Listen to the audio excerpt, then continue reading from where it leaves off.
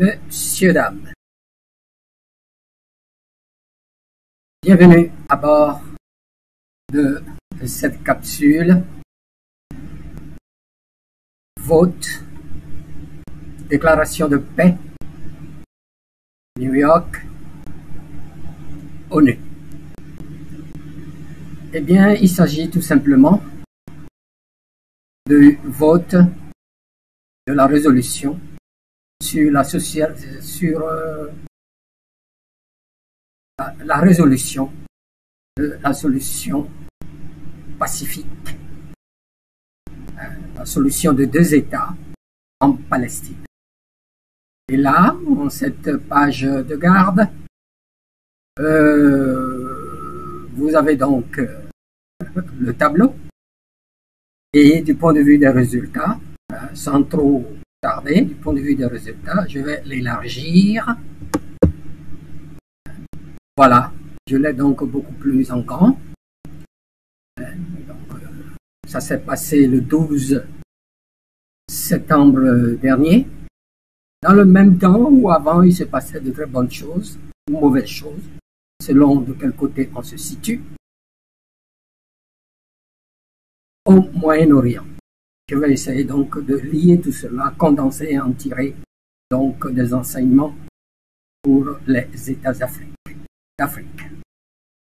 Bien. Le résultat dont tient compte l'ONU,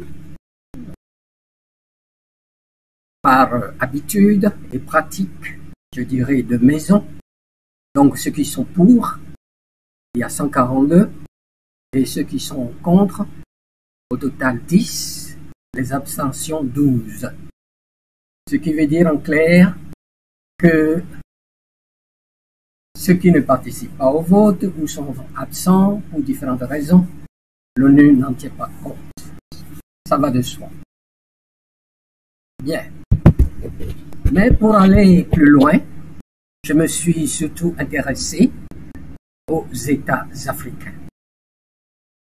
Donc, j'ai épluché, au total présent ce jour-là, il y a 50 sur 54 États africains et majoritairement, coutumièrement, je dois même dire, les États africains sont en faveur donc de cette résolution de solution à deux États. Et ce qui explique en partie pourquoi l'Afrique du Sud a été le premier pays au monde à porter ce problème devant la Cour internationale de justice. Bien. Et nous savons tous ce que cela lui a coûté, ça lui a valu. Bien. Ceci étant dit, décortiquons un peu cela. Les pays qui ont voté, qui étaient absents ou n'ont pas participé, au total, j'ai dénombré 9 pays africains.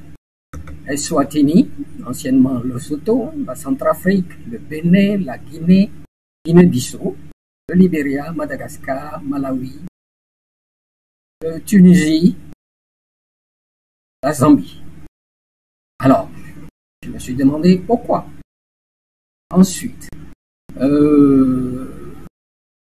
pays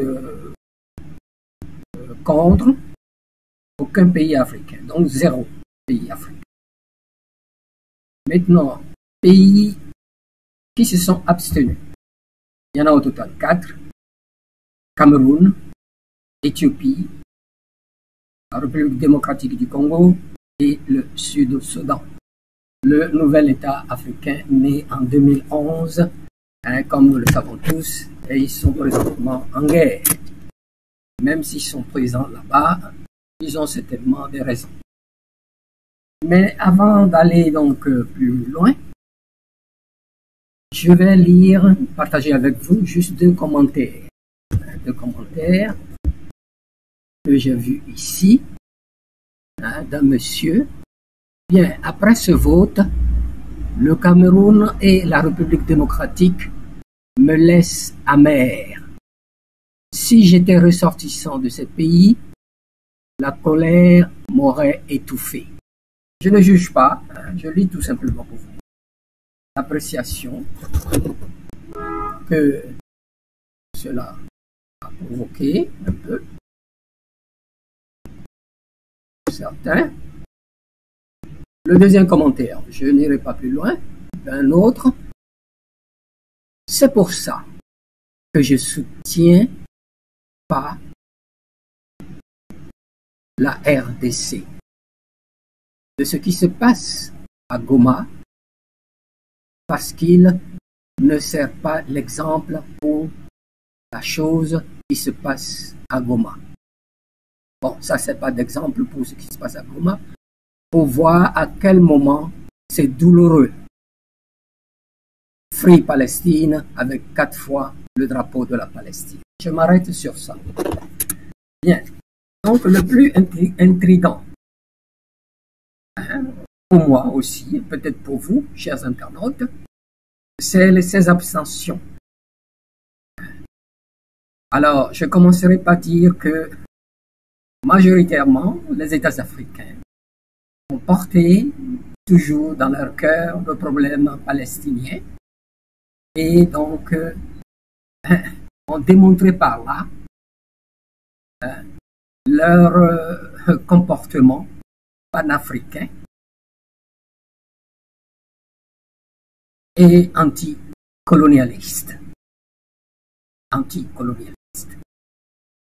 Donc ça se comprend, ça devient naturel chez eux. Mais pour les pays africains qui s'abstiennent, c'est un peu inquiétant. Le Cameroun, l'Éthiopie, la RDC et le Sud-Soudan. Bien, le Cameroun, enfin l'ensemble, aussi bien que pour ceux qui ont participé ou n'ont pas participé ou sont été absents, tels que le Bénin, etc., que j'ai cité, et ceux qui se sont abstenus, certainement pour des raisons politiques, de politique interne, de géopolitique, de politique interne, ou encore de représailles, c'est-à-dire qu'ils ont des relations de sécuritaires, diplomatiques, sécuritaires et agriculture, surtout avec les États d'Israël. Enfin, au Togo, par exemple, Pegasus, au Maroc aussi, etc. Bon, mais le Maroc a voté, bien sûr, pour. Bien. Donc, pour des raisons de politiques internes, selon qu'ils sont des relations très liées avec l'État d'Israël, ne voulant pas les froisser, ne voulant pas mettre en danger, en anglais on dira jeopardize, donc ces relations, eh bien, ont préféré s'abstenir. Donc une position en gros de ni pour ni pour. Bon.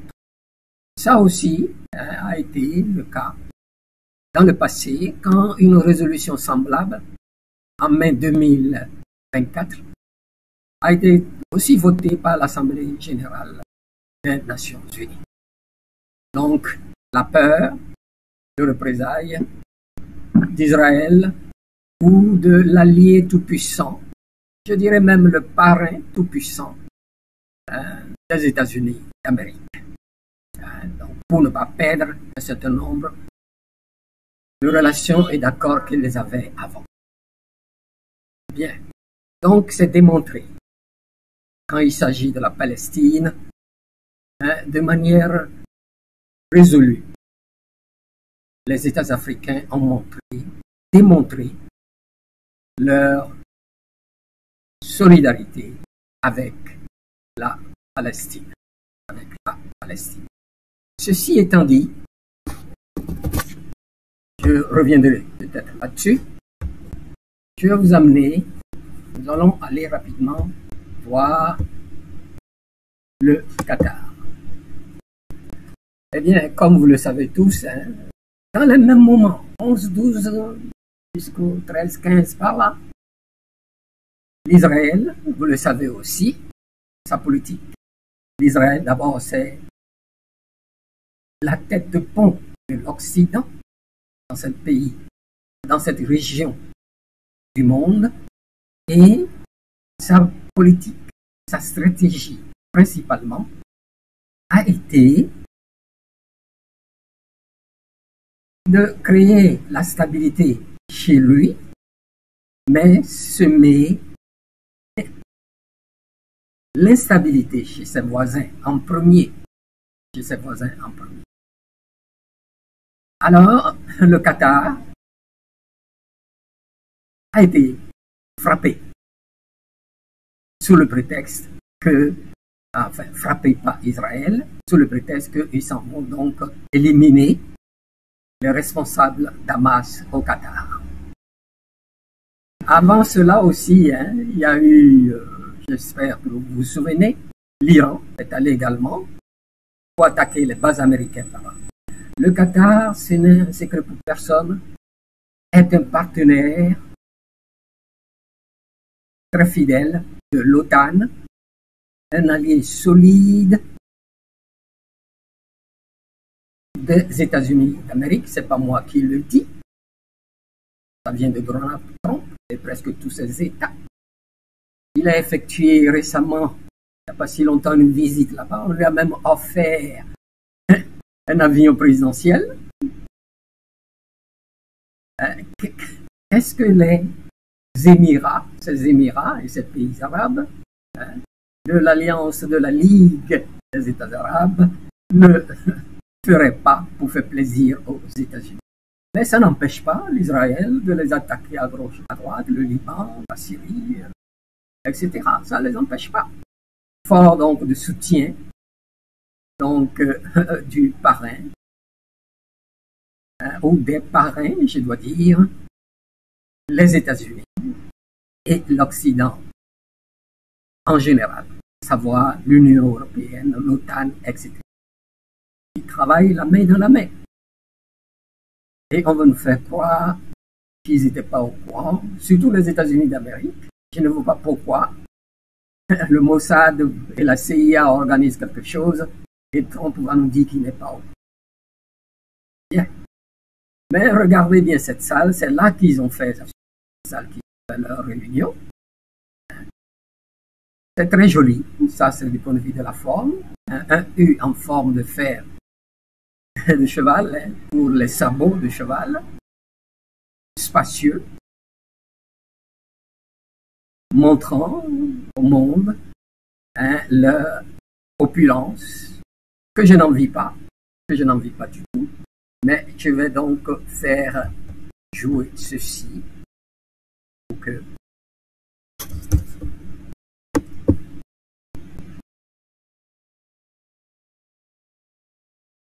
bien, ça se met en mouvement. Vous verrez tout à l'heure les délégations présentes. Voilà, toute la Ligue qui est là. L'homme numéro 1 de Qatar, à côté, Bin Salman de l'Arabie Saoudite. Celui d'Oman, juste là aussi. Vous voyez. Et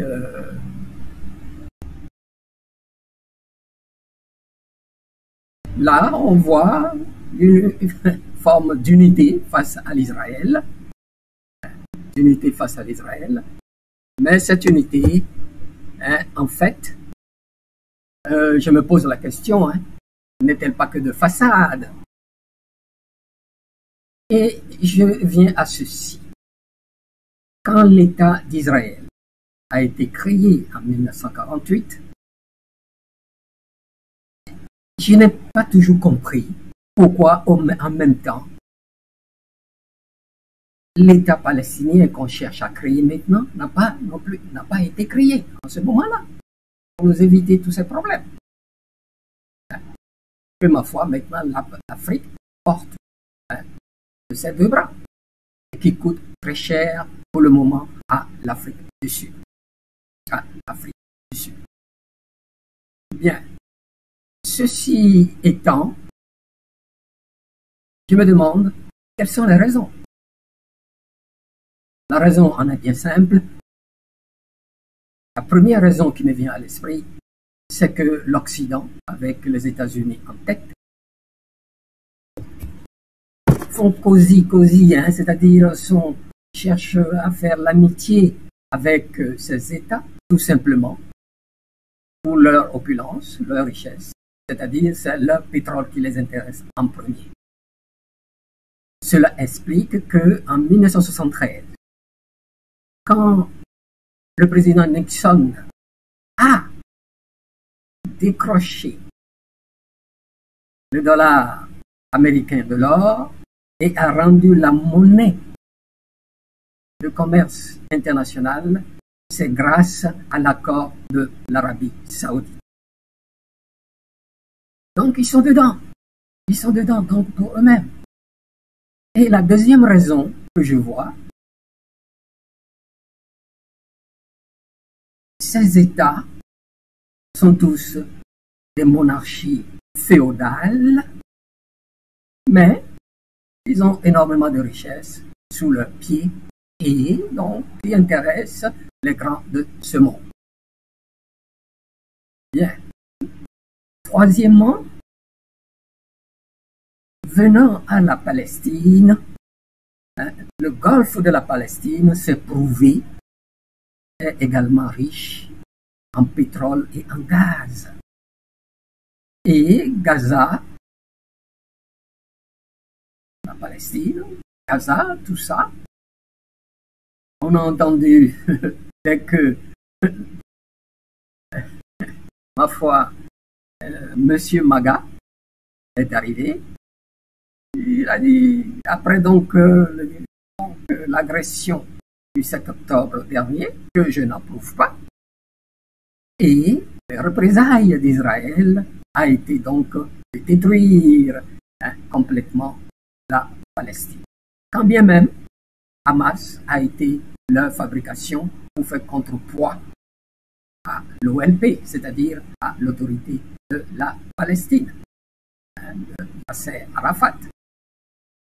Bien, donc, il y a eu pas mal d'accords déjà, mais avortés à plusieurs fois. À plusieurs fois. Pourquoi? C'est parce que, en fait, ce plan de transformer Gaza en Riviera, c'est cet objectif qui, à mon avis, est poursuivi, d'où Israël continue, dit oui, non, et continue donc de détruire jusqu'à même aller occuper en plus des terres en Cisjordanie. Donc en gros, c'est dégager le tout autant qu'ils peuvent et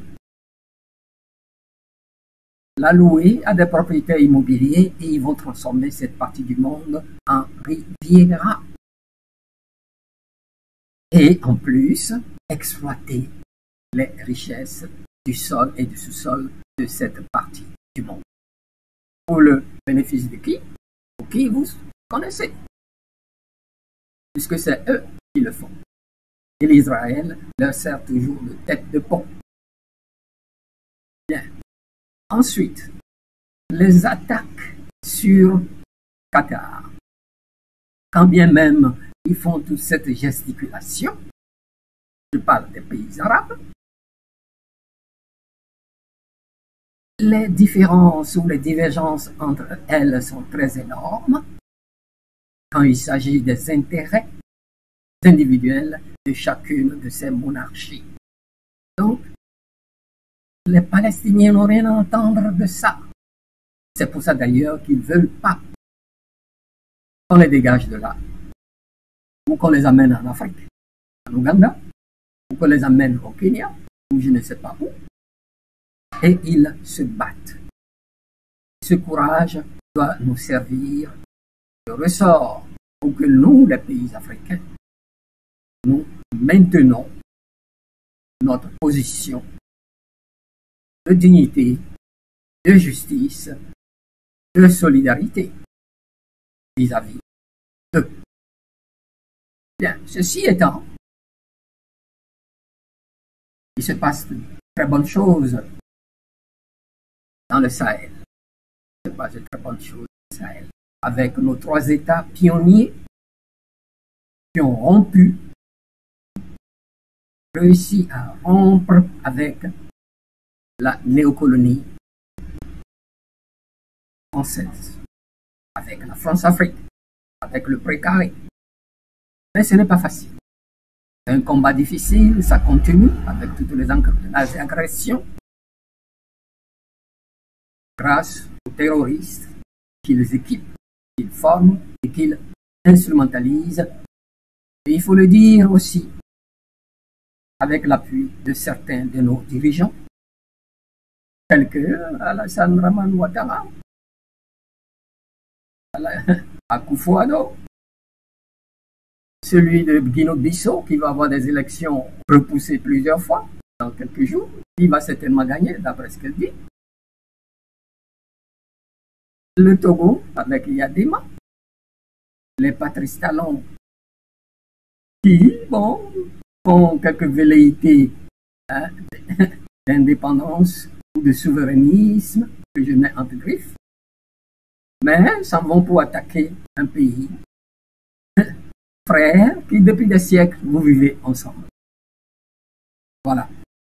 Et vis-à-vis particulièrement de nos États africains, surtout dans les Sahel, on voit des délégations du Moyen-Orient venir pour investir, soit. Je ne vais pas en dire trop là-dessus, mais nous devons être prudents. Je suis pour la diversification des partenariats, mais nous devons mettre des limites. C'est-à-dire que nous devons tout faire pour éviter que dans un domaine donné ou dans une entreprise d'envergure donnée, on évite la domination unilatérale d'une puissance occidentale ou puissance arabe. Nous devons donc veiller à ça. Ensuite, deuxième élément que je veux dire, nos terres, je parle de nos terres. Il ne faut le vendre qu'à des Africains, qu'à des négro-africains ont terre. Ce n'est pas du racisme ici. On terre. Aux autres, il faut le leur louer pour les affaires, etc. Quand je dis les affaires, je vois construction d'usines, de ceci, de cela. Que le sol, c'est tout pour un délai limité. C'est-à-dire qu'ils ont un bail de 50 ans. 100 ans maximum. Et après, les terres et tout ce qui est là-dessus, bâti là-dessus, reviennent les propriétés du pays qui est en accord avec eux. Parce que, ma foi, nous devons sauvegarder notre sol, sous-sol, nos rivières et notre ciel pour les générations futures. Que ce soit les Arabes ou les Occidentaux, ils viennent tous comme des oiseaux rapaces, des éperviers, ou des aigles, ou des vautours. Et si nous ne faisons attention, je ne serai peut-être plus là, ça c'est sûr, je ne serai pas là, mais nous autres là, ils vont nous jeter à la mer. Tout comme ça se passe maintenant. Je me rappelle à une certaine époque, la France allait chercher les Maliens, les Sénégalais pour venir travailler chez eux, les Algériens, les Portugais. Ils avaient des foyers africains, ils étaient dedans. Ils étaient donc logés à des endroits très insalubres. J'ai eu l'occasion de les visiter pendant mes jeunes années. Avec des amis français de toutes catégories, de tout horizon. Ce sont eux-mêmes qui m'ont invité à même venir. Mais maintenant, qu'est-ce qui se passe? Les Africains et les autres, ils n'en veulent même pas. Surtout les Africains. Après, ils nous refoulent et nous avons des cadavres dans la Méditerranée et des cadavres jusque dans la mer des Caraïbes. Je n'invente pas.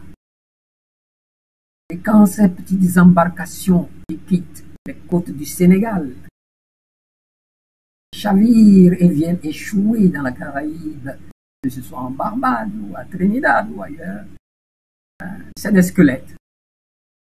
Et tout ce qui reste intact, ce sont nos cartes d'identité modernes, numériques de maintenant. J'en ai vu. J'ai vu les bateaux. J'ai vu dans les journaux. Alors, je vous en prie, chers compatriotes, pendant que nous luttons pour couper notre cordon ombilical avec l'Occident, en particulier la France, nous devons veiller à cela. Penser à notre futur. Sinon, eh bien, les monarchies du Golfe et l'Occident se donneront la main pour nous jeter à la mer dans 100 ans, dans 200 ans, et nous esclavagiser chez nous. Chez nous. Je ne suis pas pessimiste de nature, mais ce qui va arriver si nous faisons attention. C'est pour cela que j'appelle les Africains résignés, réveillez-vous, réfléchissez, je sais que vous êtes capable de réfléchir et projetez-vous dans l'avenir. Ceux d'entre nous qui sont résilients, continuons cette lutte, ce soutien à la Palestine, parce que ça fait partie de nous, d'être digne, de rechercher la vérité, la justice et d'être solidaire de ceux qui ont subi la colonisation des autres. Et d'ailleurs, l'intervention en Libye, Qatar était dans la coalition avec Barack Obama, avec Sarkozy. Qatar était dedans. Que croyez-vous que Qatar a fait? A mis ses pétrodollars à leur disposition pour payer certainement les salaires, pour payer les munitions, pour payer l'entretien du matériel. Et avec ça, ils s'en vont donc faire leur tapis de bombes sur la Libye. Pour l'Afghanistan, pour l'Irak, je me documente là-dessus.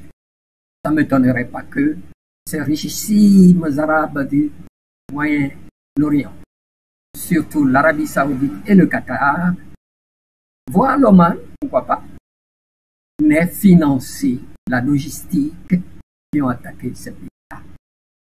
Et quand le moment sera venu, ils n'hésiteraient pas à faire la même chose en Afrique. Chers internautes, je me dis que parfois, je vais trop loin, mais c'était nécessaire parce que je suis inquiet pour le continent. Pas seulement pour les États du Sahel, pour le continent, pour notre continent. Parce qu'il se passe, parce que toute cette puissance, stratégiquement, nous avons besoin d'eux pour pouvoir nous extraire de la domination impérialiste de l'Occident. Mais soyons prudents, comme je le disais, pour conclure, diversifions notre partenariat et dans toute entreprise d'envergure, éviter la dominance unilatérale d'une seule puissance.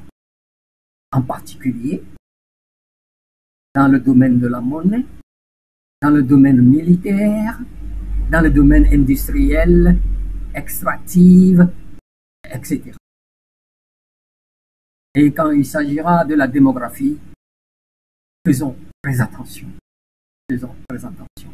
L'Afrique a besoin de bras. Le continent est vaste, nos pays sont vastes. Il faut donc développer l'Afrique pour les Africains et avancer copieusement vers la confédération africaine et plus tard la fédération africaine, comme les États-Unis d'Afrique. Pourquoi pas? Pourquoi pas? Nous sommes en mesure de le faire parce que vouloir, c'est pouvoir. Chers internautes, je vous remercie. Si vous m'avez écouté jusqu'à la fin, je vous dis merci. Aimer ou pas aimer, aimer, je le pousse vers le haut. Et à plus tard pour mon prochain dossier.